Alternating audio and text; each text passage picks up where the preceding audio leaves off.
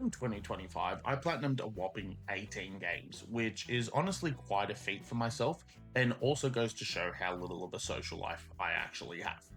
So, I thought I would go over my list of completed games where I rank them and what games I would recommend and what ones I would never go near again, even if I was getting paid. Let's get started. The first game I platinumed this year was the amazing Split Fiction.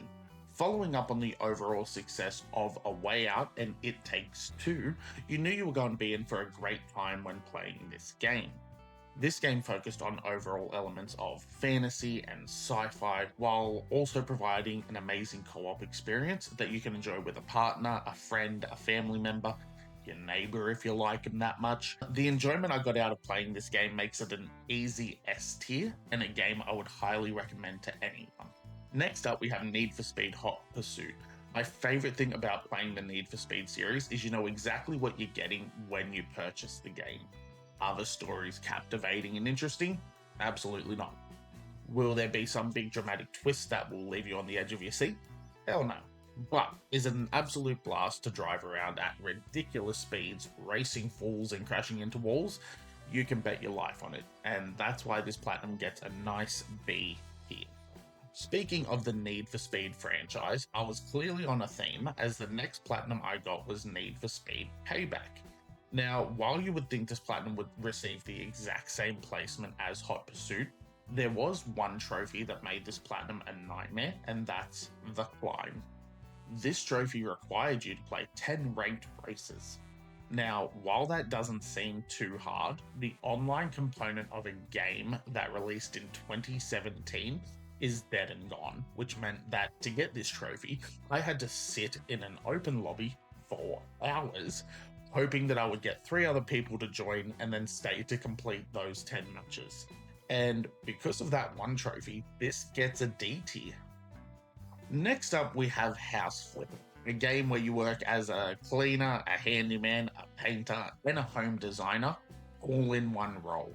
This game was a lot of fun to begin with, but after a while, all the jobs felt the exact same, and I found myself truly caring less and less about what I was doing, and just doing enough to complete the levels so that I could painfully crawl towards the finish line to get this platinum trophy. So, for that, I do have to place this game in a C tier. After that, we took it up a notch and we would be playing Astrobot, and my goodness, what a game!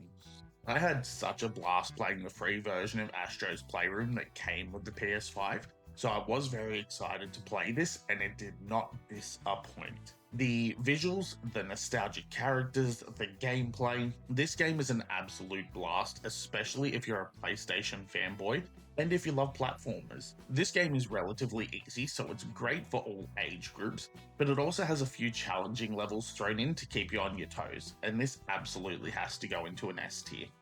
If you haven't played Astrobot, you're robbing yourself of pure joy. Play the game. Next, we would have 2 games back to back in the same category, and this would be Spyro 2 and Spyro 3. Now, I was always a Crash Bandicoot guy, so I didn't give too much of a hoot about Spyro, but I thought I should at least give the Reignited trilogy a chance. I had platinum the first Spyro last year, and you can see the full video of that on my channel, but I never came back for 2 or 3. The thing I'll say about the Spyro games is whilst they are enjoyable, there is nothing that made them stand out for me. I don't have any memorable moments, I don't have any fond memories. I sort of just played them, beat them, and that was it. So, because of that, I am going to have to put both of these games in a B tier. Now, by this point in the year, I realized that I could play games on my second monitor when I would work from home. So I started playing games I was less interested by, but more games I could play whilst working that I could pause, not pay too much attention to, and that would be fairly easy to platinum. So with that in mind, the next game we have is SpongeBob Battle for Bikini Bottom. I had played a little bit of this game on stream in the past, and I really wasn't a fan of it. There was no direction in the levels, you didn't really know what to do other than just to follow the path to the end of the level. Who would have thought that a guy in his late 20s wouldn't be interested in a SpongeBob PlayStation game? Here we are. I continued to play this whilst I would work away at my desk and eventually grinded out this trophy. I did not enjoy this game one bit, it has to be in the D tier. Keeping on the theme of me playing video games whilst working my classic 9 to 5 job at home, we have PGA Tour 2K23 next. I saw this game in my library and thought, surely this takes no effort, no brain power, simply hit ball to hole. That was basically it. This game was enjoyable. I felt like an old rich retiree putting into the sunset and could almost smell the fresh cut grass from my desk. So, surprisingly for me, this game actually gets an A tier. 10 out of 10, would golf again. The next game was a game my wife had actually recommended to me, as she had played this in the past and said she really enjoyed it. And that's Concrete Genie. I knew nothing about this game other than I got it ages ago with the PS Plus free games, and it had just sat in my library ever since. This game was a lot of fun, the visuals were absolutely amazing, and the main key to my enjoyment in this game overall. The gameplay wasn't overly fascinating and at times a little bit confusing as to what you were actually supposed to be doing, but it was short, it was sweet, and it was an enjoyable time. A tier. While still riding the high of PGA 2K23, I was still in a golfing mood, and the only other golf game I had was Golf with Your Friends. Now, I don't have any friends, so it was sort of golf with yourself. Whilst this trophy should have been very difficult, as the main deterring trophies was to get par on every course in the game, this became a lot easier when I realized I could just watch a YouTube tutorial of these levels and follow where they hit the ball, how much power. Is that cheating? Probably. But I have the platinum and you don't, so get that up, yeah. Oh yeah, this gets a B tier as well. Now, the next few platinums, I'll be honest, I am not proud of myself for achieving. I was basically looking for cheap games under $5 that I could play whilst working and have no real connection to. So we're just going to quickly smash out the next 3 trophies that I got. First one is Big Adventure Trip to Europe 5. I know. This was a hidden object game. That's all. There was no substance to it. It may as well have been a mobile game. B tier. Next is Flappy Arrows, Euros, something, I don't know. This game cost me like 80 cents. It was a ghetto, great value version of Flappy Bird. I feel dirty having this trophy as it took me like 2 hours. D tier, don't judge me. Last one in my list of shame is Puzzle Vacations Christmas. It's exactly what you think. It's just a crap ton of jigsaw puzzles. This was painful, it took me way too long and basically sent me cross-eyed. Not worth it, D tier. Hitting the home stretch now and back to clearing out some of my catalogue. I had already completed one SpongeBob game. What was the harm in another? So here we have SpongeBob the Cosmic Shake.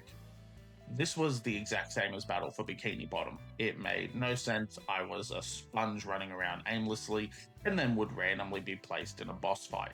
Now, I love SpongeBob. My wife got me a SpongeBob pop vinyl for Christmas. But these games are just not enjoyable, and I would not play them again. D tier. Next up, we have Batman Arkham Asylum. Now, I bought this game years ago. In fact, my first trophy that I got in this game was all the way back in 2017. But I had time on my hands, so thought there were no better time than the present. This game was exactly what you'd expect. Seeing all the nostalgic characters like Harley Quinn, Joker, Killer Croc, Scarecrow, the whole lot. The combat and stealth combination does make for an enjoyable experience. I would rank this platinum higher, but the last trophy required to complete all combat challenges with 3 stars almost caused me to be admitted into Arkham Asylum. And with that, I have to drop it down a peg. This one has to go in B tier. The next game we have is my personal game of the year, as I absolutely adore this franchise, and that would be the amazing Power Wash Simulator 2. I was obsessed with Power Wash Sim 1 and almost peed out of excitement when they said a second one was being released. It did not disappoint. The levels are incredible and they look amazing. The background story that's progressing through the text as you clean is a great way to make this have a purpose to it and have a story that you can follow. And just the overall satisfaction of watching a place go from this to this just brings me so much joy. I am so glad that they took everything great with the first game, expanded to make it better, and not to ruin the experience. This is an S tier all day long. And we have finally come to the last game of 2025, and the last game I have for you is Just Cause 4. Now, Just Cause 3, in my opinion, is an S tier game. It is absolutely incredible, and if they remastered it, I would platinum it again. However, Just Cause 4 didn't hit the same way for me, and this was apparent from the moment I first played the game in 2018, and then uninstalled it as I wasn't enjoying it. But I couldn't leave this stone unturned and needed to get through this. The gameplay was still a lot of fun with Rico's wingsuit and grapple hook, and the whole idea of the game being how much shit you can blow up is just 10 out of 10. However, I will say that platinuming this game was a grind. From having to find over 200 locations on the map, completing almost 500 challenges in total, and then having to glitch out the game to level up my character to the max chaos level. Insanity. Like, I do love the Just Cause series, but this one just fell short for me, so I do have to chuck it in a C tier. There we have it. That was all of the trophies I unlocked this year. Please let me know down below what your favorite trophy you earned this year was, or what games you think I should try in 2026. If you enjoyed this video and stuck around to the end, please drop a like and a sub if you're feeling generous. I hope you all had a great year and an amazing 2026 coming up. I will see you all then. Bye!